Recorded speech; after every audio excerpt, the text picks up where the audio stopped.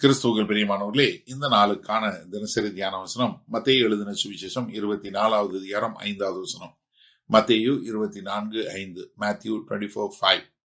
ஏனெனில் அநேகர் என் நாமத்தை தரித்துக் கொண்டு நானே கிறிஸ்து என்று சொல்லி அநேகரை வஞ்சிப்பார்கள். அதாவது கடைசி நாள்ல வரக்கூடிய ஒரு வஞ்சனை என்ன? முதலாவது கடைசி நாளுக்கானது வஞ்சனை தான். அந்த வஞ்சனையோட முதலாவது என்னன்னா ரிலிஜியஸ் டிசெப்ஷன் என்று சொல்லக்கூடிய மதம் சம்பந்தமான ஒரு வஞ்சனை. முதல்ல வஞ்சனை எங்க தொடங்குமா? பொய்யான ரட்சகர், நான் தான் கிறிஸ்து என்று சொல்லக்கூடியவங்களா. ஏன்னா நிறைய பேர் என்ன சொல்லுவாங்க, நான் தான் கிறிஸ்து. அநேக கள்ள கிறிஸ்து வருவாங்க, அநேக கள்ள தீர்க்கதரிசிகள் என்ன பண்ணுவாங்க, அடையாளங்களை அற்புதங்களை செய்வாங்க. மத்தேயு 24:24 ஏற்கனவே கர்த்தர் சொல்றார்.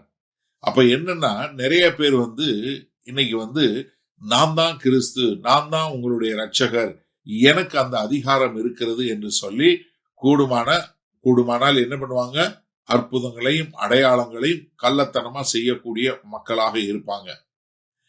அதாவது கள்ள கிறிஸ்து வர்றதுங்கிறது தொடர்ந்து நடக்கக்கூடிய ஒரு காரியமா இருக்கிறத நம்ம பார்க்கிறோம். அதாவது நீங்க இப்ப மாத்திரம் இல்ல, அதற்கு பின்பாக கர்த்தராகிய இயேசு கிறிஸ்து சொன்னதுக்கு அப்புறம் அப்போஸ்தலர்களுடைய 5வது அதிகாரம் 36-37 பார்க்கிறோம். தடியேஸ் யூதாஸ் என்று சொல்லக்கூடிய 2 பேர் கலிலேயில அநேகரை தவறான பாதையில நடத்தக்கூடிய காரியத்தை பார்க்கிறோம்.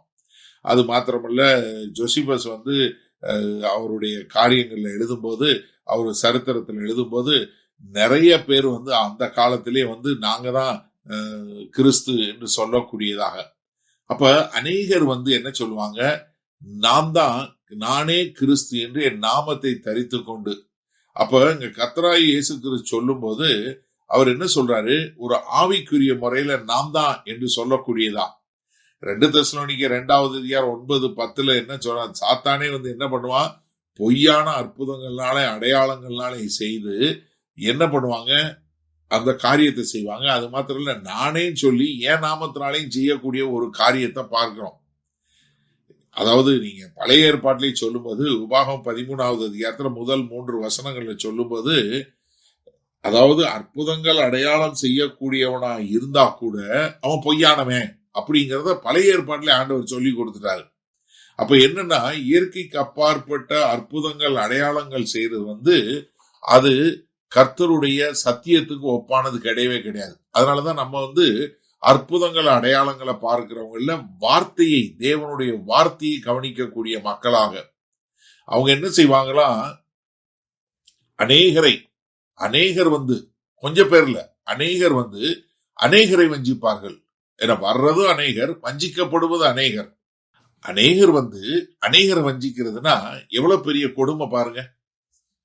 ஏன்னா நீங்க பேதுரு எழுதும்போது 2 பேதுரு 2வது அதிகாரத்துல முதல் 2 வசனங்கள் சொல்றாரு, அநேகர் என்ன பண்ணுவாங்க, இப்படி அழிவின் பாதையில போவாங்க. அது மாத்திரமில்ல, யோவான் தன் நிருபத்திலும் 1 யோவான் 2:18 சொல்லும் என்ன சொல்றாரு, அநேக அந்தி கிறிஸ்துவல் வந்துட்டாங்க அப்படின்னு சொல்லக்கூடியதான்.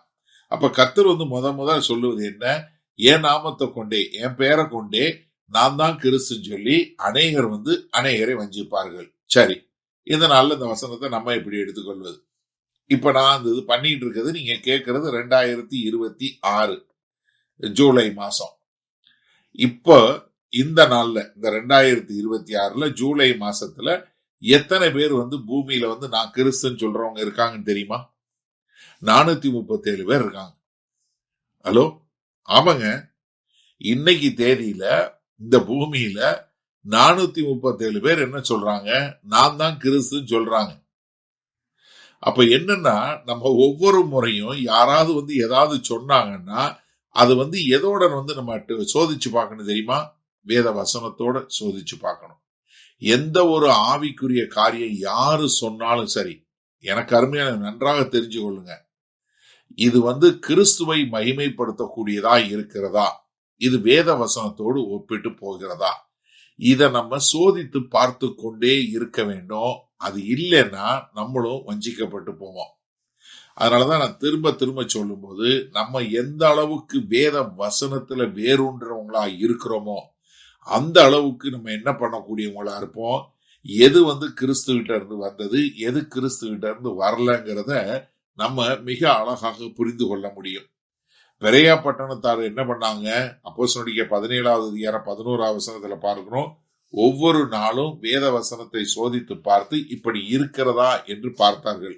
அப்போ நீங்களும் நானும் வேத வசனத்தை சோதித்து பார்த்து இது வேத வசனத்தின் அடிப்படையில இருக்குதா இல்லையா அப்படின்னு சொல்லி பார்க்கும்போது நம்மளால புரிஞ்சு கொள்ள முடியும். அப்ப நீங்க யாரு எந்த ஒரு ஆவிக்குரிய காரியத்தை சொன்னாலோ அத நீங்க வேத வசனத்திற்கு எதிராய் சோதித்து பார்த்து வேத வசனத்தோடு ஒப்பிட்டு போனால் ஏற்றுக்கொள்ளுங்கள், இல்லை என்றால் நிராகரித்து விடுங்கள், வஞ்சிக்கப்படாதிருங்கள்.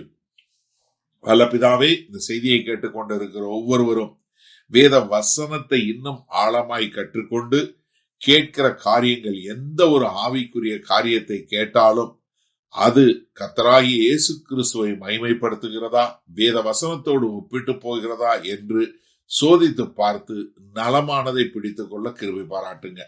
மீட்பெரும் இரட்சகருமாகிய இயேசு கிறிஸ்துவின் மூலம் பிதாவே, ஆமேன். கர்த்தர் உங்களை ஆசீர்வதிப்பாராக. நாம் இன்று மாலை மணால சந்திப்போம்.